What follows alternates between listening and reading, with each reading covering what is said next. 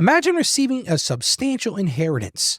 It's a blessing, but yet it comes with a heavy responsibility. Are you prepared to handle it? If you're like many of us, you're feeling overwhelmed or unsure, you're not alone in this. So today we're going to get into how to manage an inheritance from a Christian perspective. Stay tuned how to find out how you can honor God and make the most of this unexpected provision. I'm also going to share my own story about when my mother passed away. Seems like just yesterday. But I'm going to share it with you how I navigated that path myself and what I learned through the process. In a world where crushing debt keeps you trapped, where living paycheck to paycheck has become your new normal, and where the dream of retirement seems impossibly out of reach, there's hope. Join financial evangelist Ralph E. Stepp Jr., a man who's walked through the fire of financial failure and emerged stronger on the other side. Welcome to Ask Ralph, the show where real-world experience meets biblical truth to break the bondage of financial despair. Get ready to take control of your money, break free from the financial stress, and align your resources with God's purpose for your life. This is Ask Ralph with Ralph E. Stepp Jr. Welcome back to the show where we're mastering your finances from a Christian perspective. Today we're talking about something that can be both a blessing and a challenge, and that's an inheritance. You gotta ask yourself, are you ready to handle it God's way? Having been through this myself, it's not an easy path to navigate, but I've got some great ideas today to show you how to make this emotional time easier and how to make wise financial choices during the process.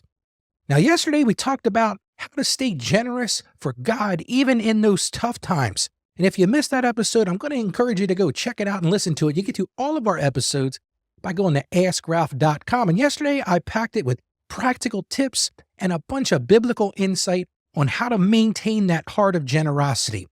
Well, now let's get into today's topic. First of all, I want to start with a question I got from Dennis. Now, Dennis recently inherited a significant amount of money, and here's what Dennis wrote. This is what he said. He said, "Dear Ralph, I recently inherited a large amount of money from my grandfather. While I'm grateful for this blessing, I'm also feeling overwhelmed. I want to make sure I'm honoring God with this inheritance, but I'm not sure where to start. Can you provide some guidance on how to manage this money wisely and in a way that pleases God?" And he said, "Thank you, Dennis." Well, Dennis, let me start by thanking you for reaching out. It's tough when you lose somebody. You talk about your grandfather. I remember when I lost my grandfather, and him and I were, like they talk about in the Forrest Gump movie, we were like peas and carrots. So my grandfather and I were very much like that. And I think back now how much he taught me about life. He taught me about faith. I remember those days sitting out by his garden and we'd pick up a stick and start whittling. And those are the things that I can remember throughout his whole life. And I still talk about those things today. If you listen to the show every day, you know I mention my grandfather all the time. And Dennis, your question is so important. And I am so happy to hear that you're seeking guidance, and it humbles me that you came to me with this question. And like I said, a little bit later in the show, I'm going to share with you my own journey that I went through this. So let's get into this, Dennis, and see how I can help you navigate this journey. Now, Dennis, like I said a few moments ago, you're not alone in feeling overwhelmed.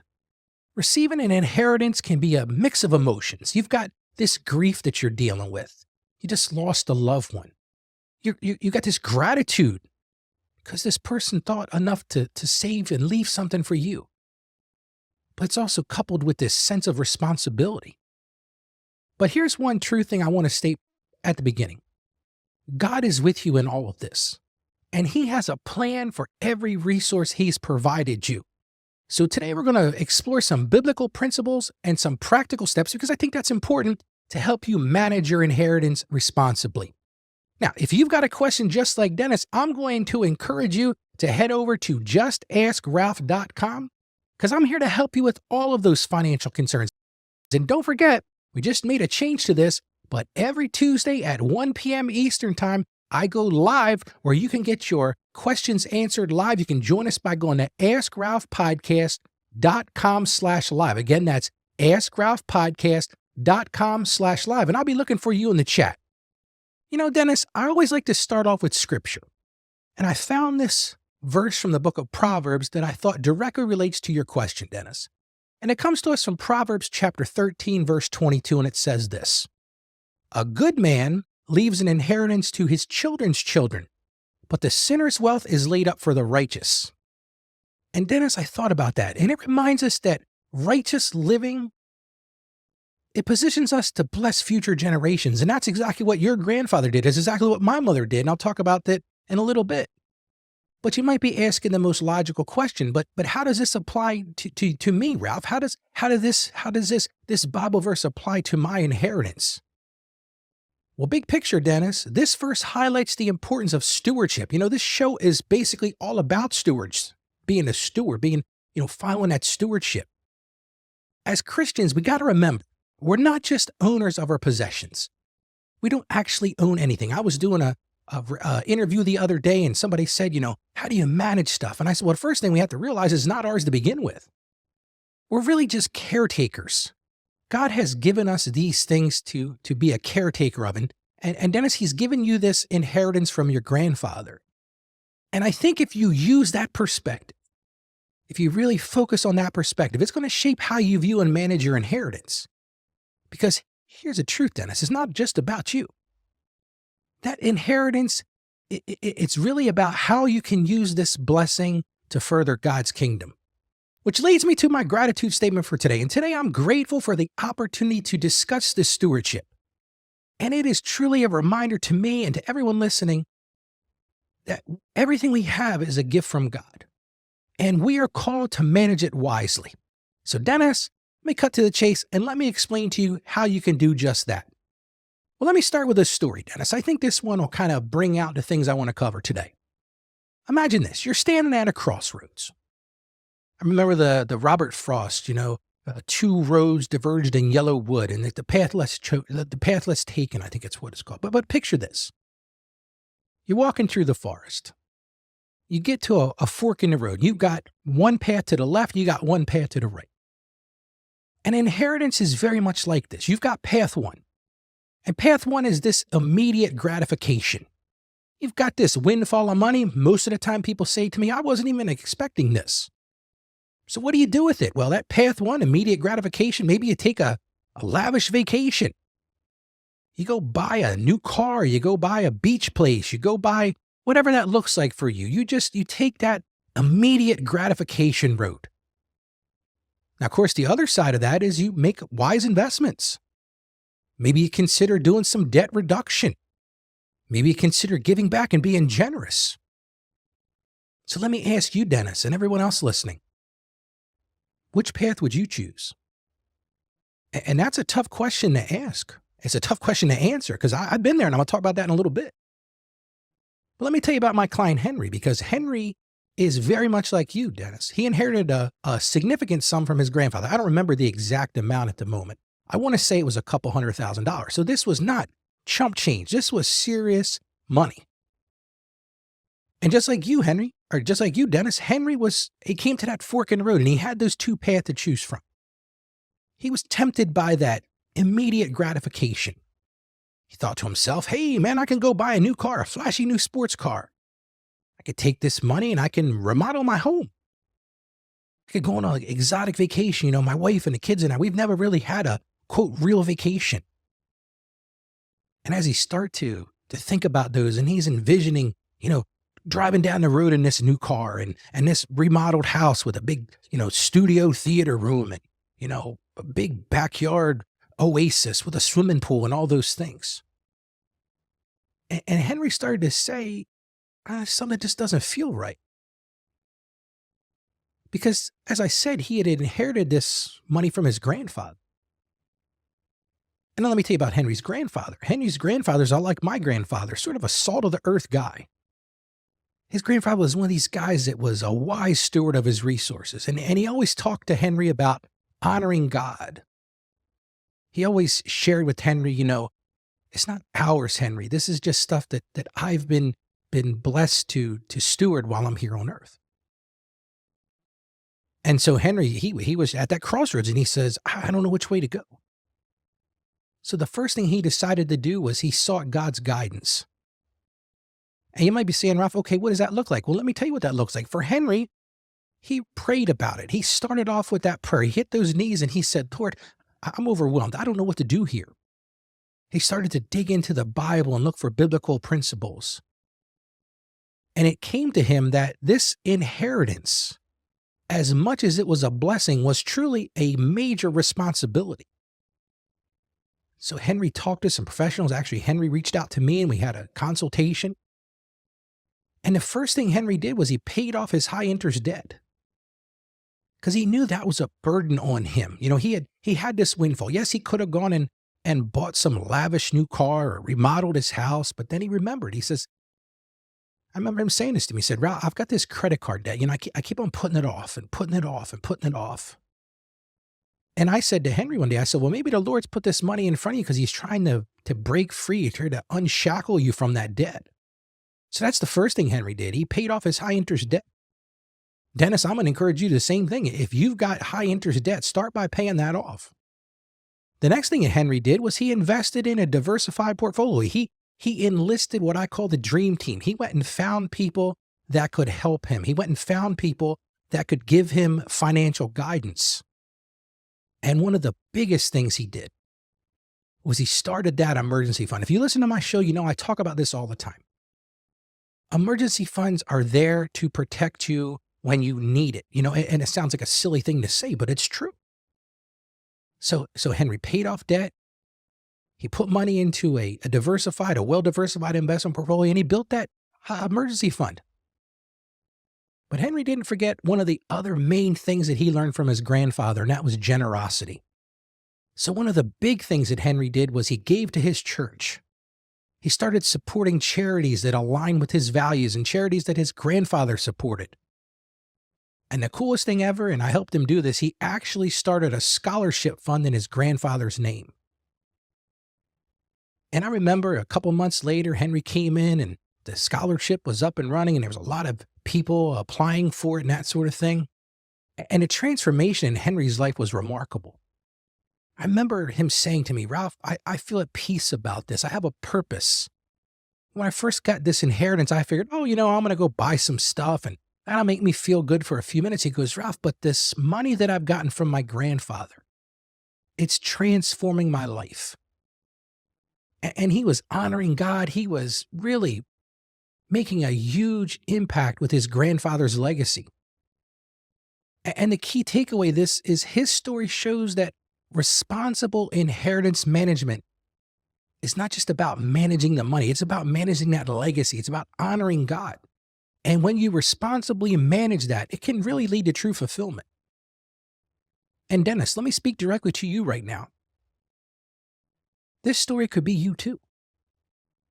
Just imagine for a minute the peace you'll find knowing that you honored your loved one's legacy, you honored your grandfather's legacy, and you used that inheritance to make a real difference.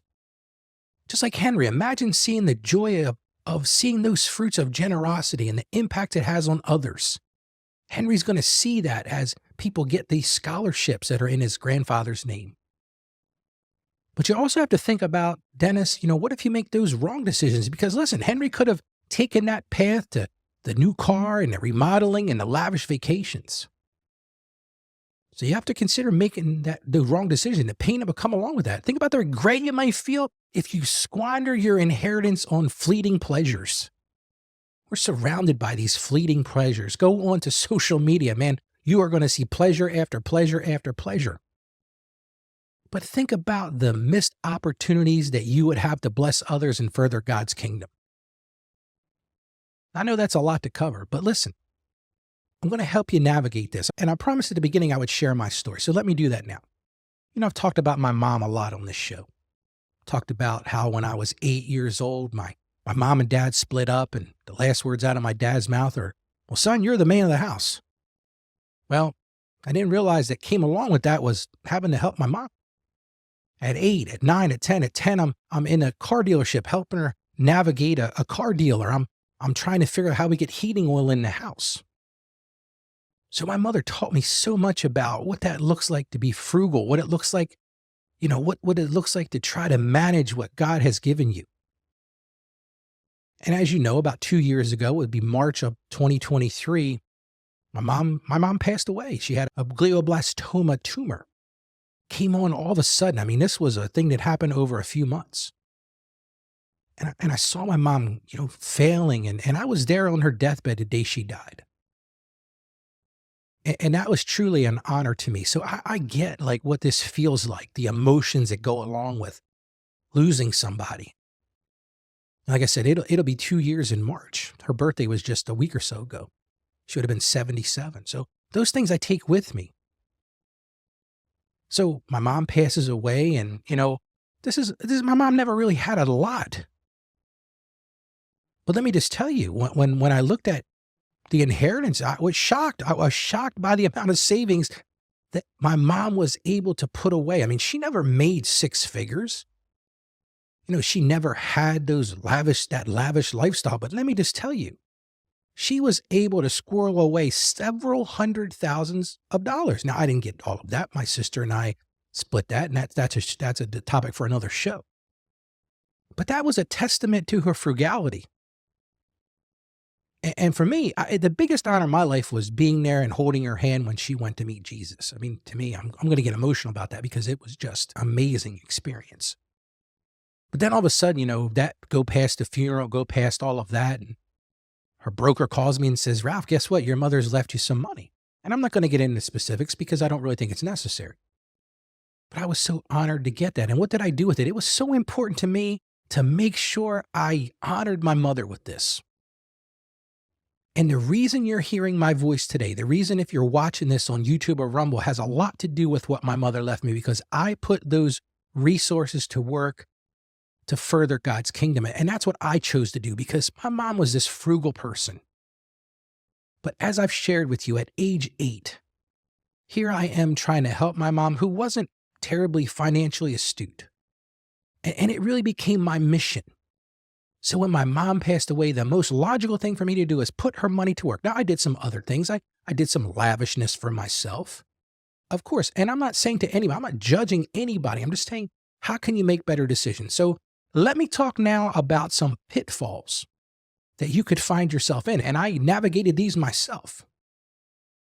Because these pitfalls can cause you financial pain, they'll cause you stress, and you don't need this stress. You've already gone through the stress of losing somebody. Why compound it? First thing you got to watch out for is overspending. I talked about it at the beginning, Dennis, Henry. It's easy to get carried away with the sudden influx of money. This was money you weren't expecting. I'll be honest with you. When my mother left me this money, this wasn't money I was expecting. And this may sound very arrogant, but it wasn't life-changing money for me either. The Lord has richly blessed me. I've worked hard for the things I have. But I could have easily taken that money, just like Henry, and gone on a lavish vacation or created this massive backyard oasis. But we've got to really be careful. We've got to really avoid those impulse purchases. It's what I call lifestyle inflation. Because it's real of, oh, this is great. Look at the pictures on Facebook. Look at the stuff on social media. But you got to remember this truth bomb. Material possessions are temporary. Yeah, you're going to have that dopamine high when you go buy that new car. I've been there. I bought the new Corvette.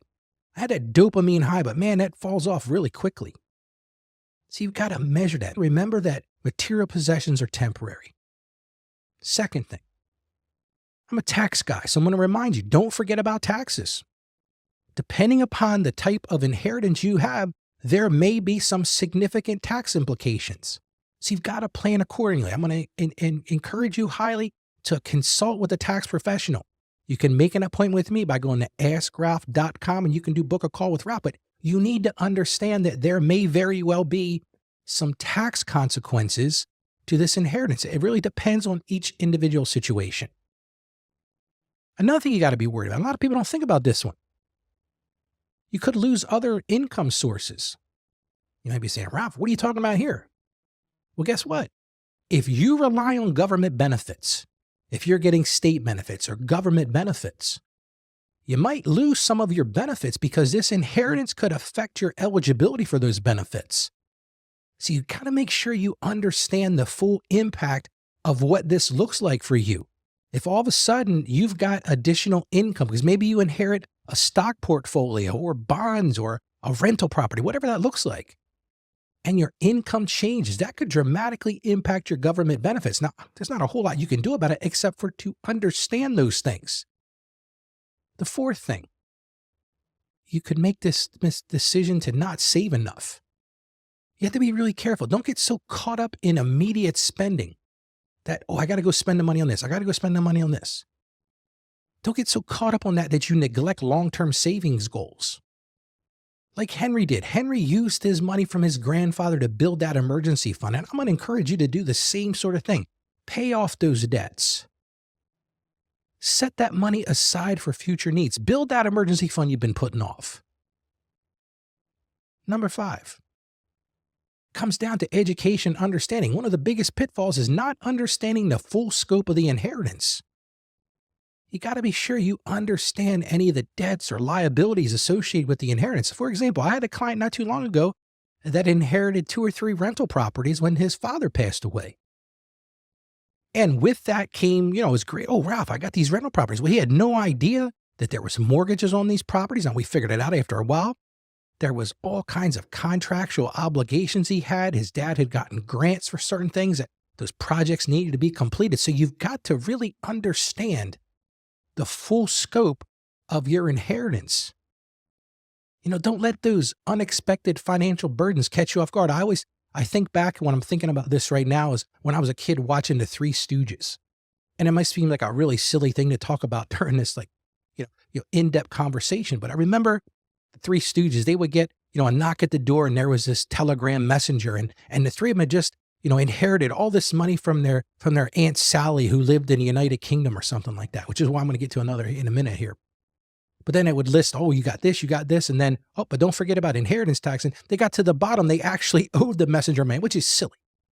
But you have to understand exactly what you've got going on there.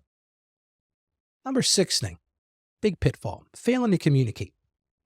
And this can be a tragic situation to an inheritance. This is not the time to close down communications. You've got to have open and honest communications with your family members. You got to do that so that there's no misunderstandings and conflict when it comes to this inheritance. Because clear communication is key. And I got to be honest with you, that's a stress point that my sister and I still have to this day. I'm not going to get into the details, but there was a lot of communication that could have happened that didn't happen. And I'm not saying I'm not grateful for what my mother left me, but there was a lot of communication that could have been better. So if you find yourself, you're setting up this inheritance for somebody else, communicate that. Have honest communication. Siblings need to talk. Relatives need to have discussions. Another thing I see a lot of people fall into this pitfall of using inheritance to pay off low interest debt. You might be saying, Ralph, wait a minute. You just said Henry paid off debts. Now be careful what I just said. I said low interest debt. See, because the truth is paying off debt is generally wise. I'm not going to argue with that. I mean, to be debt free is great. But you've also got to think about the opportunity cost of using inheritance money if you've got low interest loans, because maybe you're going to take that money out of an investment portfolio. Maybe you're going to sell some assets. You're going to sell a rental property that has the capacity to make a bigger return than what those low interest loans are costing you. Again, you might be better off investing those funds for a higher return. And that means you need to sit down with what I call your dream team and develop a strategy. And last but not least, number 8 on my list here of pitfalls. And this doesn't affect everybody, but it's overlooking international transfer fees and exchange rates. Now, if you receive an inheritance from overseas, be aware of potential costs associated with transferring those funds. You got to do some research, hire professionals. Now, I'm going to tell you a funny story. Not funny, but kind of a scam story. I guess it's been about 20 years ago. We were attending a different church. And everybody at the church knew that I was a financial guy. I did taxes. I did accounting. And this one day after church, this lady comes up to me and she says, hey, Ralph, she says, I have some incredible news. She said, you're never going to believe this. I got this email yesterday.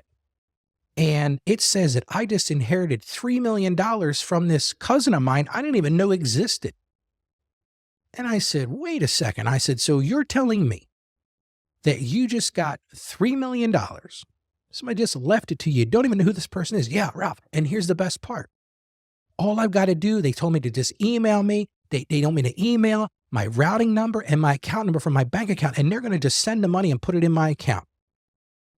Well, clearly, this person was getting scammed. So while I'm talking about international transfers and fees and exchange rates, be very cautious about this particular case because there's a bunch of scammers out there. And I know, Dennis, that's not your situation, but I just thought I'd share that today.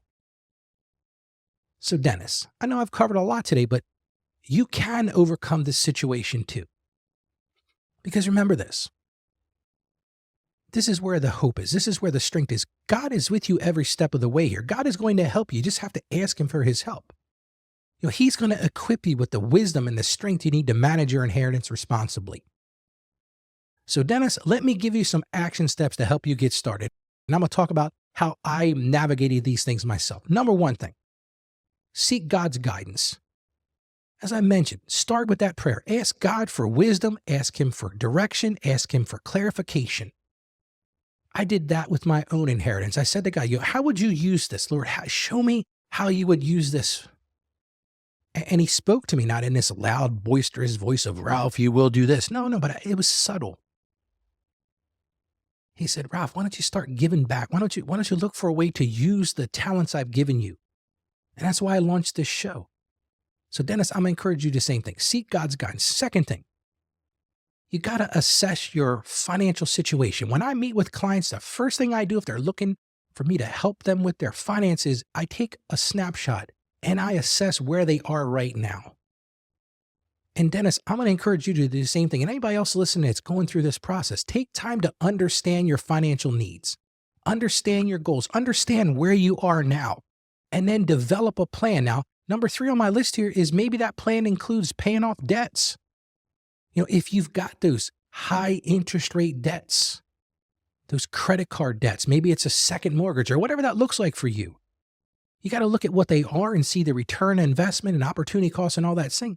But number 3 could very well be pay off debts. And I'm not saying you got to take all the money and do that, but maybe you can use a portion of that to eliminate that high interest debt. Number 4 thing, and this one is crucial. Henry did this. It's a great time to build that emergency fund. Maybe you can start to set aside those 3 to 6 months of living expenses in an account that you can get to. And I talk about these emergency funds all the time, and it's not easy to build this. This is something that you may be thinking, Ralph, there is no way I'm ever going to get to that 3 to 6 months. But now all of a sudden you've got this windfall. Maybe it'll get you halfway there. Maybe it'll be an influx to get you started. So consider that. Number 5 thing, this is time to invest wisely. Find that investment broker that you trust. Surround yourself with that team of experts. Look at creating a diversified portfolio of assets. Don't put all your eggs in one basket. And don't try to navigate that yourself. Like I said, reach out to a professional. Number 6 thing, as Henry did, and Dennis, I encourage you to do the same thing, be generous. Give a portion of your inheritance to your church or to some other charity that aligns with your values. If your grandfather, in your case, was a charitable person, maybe you find out which charities he supported, or maybe he supported missionaries, or maybe there was something he always did, like Henry did with that educational scholarship. But make that part of the plan. Make a plan to be generous. Number 7 thing, this is a time to plan for the future. Maybe you're able to maximize retirement account spending this year, put more money away. This is a great way to start that 529 plan for your children, or to build up that savings that you've always been wanting to build up. But you've got to think about, are you going to take that path of immediate gratification, or are you going to take that planned approach where you're planning for the future? And number 8, and a lot of people don't think about this in this context, and that's estate planning. So now that you've been the beneficiary of this estate, it's time to look and see what your estate looks like. Make sure your assets are managed and distributed according to your wishes in a way that honors God. Maybe you learned through this process what not to do. You learned about communication. You learned about the documents, because anybody that's gone through this, especially if you've handled as the executor or something like that, all the pitfalls that are there. So again, I want to go back over those again. So number 1, seek God's guidance. Number 2, assess your financial situation. Number 3, look at paying off debts. Number 4, build that emergency fund. Number 5, invest wisely. Number 6, be generous with this windfall that you've gotten, the money that you're asked to steward. Number 7, make sure you plan for the future. And then number 8, again, with planning, make that estate plan for yourself. Make sure that all your ducks are in a row and you're ready to go. Now, one of the things I want to mention here is every day when I record the show, I also write a blog post where I go a little deeper. I give you more information. I give you references. And if you're interested in going a little deeper and getting more in-depth, you can go to askralphpodcast.com/blog, because that's where I give you some more references. I give you some resources, and I'm going to encourage you that you can check that out every day. We've got a whole host of those for every show we've done for the past, I think it's the past year and a half. But you can go again to askralphpodcast.com/blog. Now let's get to those reflection questions. As we cover topics, I always like to sort of end the show with some discussion, some reflection on what we covered today. So let's get right to it. Let me ask you the first one. How can you honor your loved one's legacy with your inheritance? What are the things that you can do to honor their legacy? I don't think going out and buying that flashy new sports car or taking that exotic vacation is really going to honor them. So ask yourself, how do you honor that loved one's legacy with that inheritance? Second question, what are your personal values? And how do they influence your financial goals? This is a time to do some reflection. What are your values? And what are the influences on your financial goals? You've gotten this windfall, and maybe it's only a little bit of money, but a little bit can go a long way if it's used right. And number 3, and this is where I'm going to get to the core of the issue here, is in what ways can you be generous with your inheritance to further God's kingdom? What does that look like for you? Pray about that. Ask God, how can He put to use what you've been given, what He's given you to be a caretaker of? So again, reflect on these things. How can you honor your loved one's legacy? What are your personal values, and how does that influence your financial goals? And in what ways can you be generous with your inheritance to further God's kingdom? Now, Dennis and anybody else listen, if you're feeling overwhelmed, maybe you're saying, Ralph, man, you covered a lot today. This is deep stuff. Maybe you're feeling overwhelmed or you need individual guidance. I want you to know that you're not alone in this process. The truth is, managing an inheritance can be a daunting task, but it doesn't have to be that way. Because listen, as you heard today, I've been where you are, and I've helped countless others navigate this journey. So let me walk alongside you. Let me put my arm around you and help you. I'm going to encourage you. Book a call with me at askralph.com. When you get to the website, you'll see at the top it says book a call with Ralph. Let's start there. And together we can create a plan that aligns with your values and honors God. And I'm going to help you make wise and faithful decisions with your inheritance so you can experience the peace that Henry felt. And you can experience the peace that I felt and the fulfillment that comes from being a good steward of what God has asked you to steward. So listen to me. Don't let fear or uncertainty hold you back. Take the first step. It starts with taking that first step. Take that first step towards financial freedom and spiritual growth. Reach out to me today, and let's get to start this journey together. Again, that's at askralph.com. Now, if you found today's episode helpful, I want to ask you to do something for me. Consider supporting the show. You do that by going to askralphpodcast.com/support. We have this thing called Buy Me a Coffee. It's a virtual cup of coffee. You can consider doing that. It could be a one-time support. It could be a recurring support, but it's really going to help us reach more people.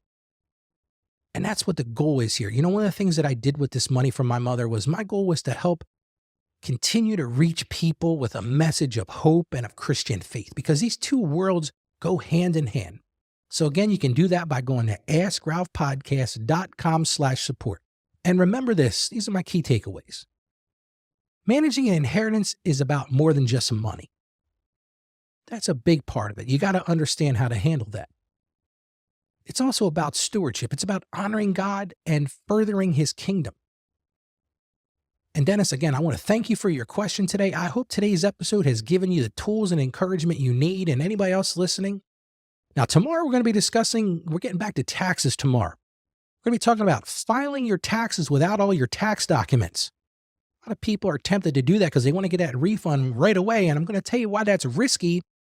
And then I'm also going to tell you how to get what you need. So that's what I'm going to encourage you to check out. Remember this. My passion is to help you achieve financial success. I want to see you live out your dreams, and I want to see you grow in your faith. And I know together Working together, we can master your finances from a Christian perspective. So, as I always end this show, I'm going to encourage you to stay financially savvy and may God bless you abundantly. Thank you for joining us on the Ask Ralph Show.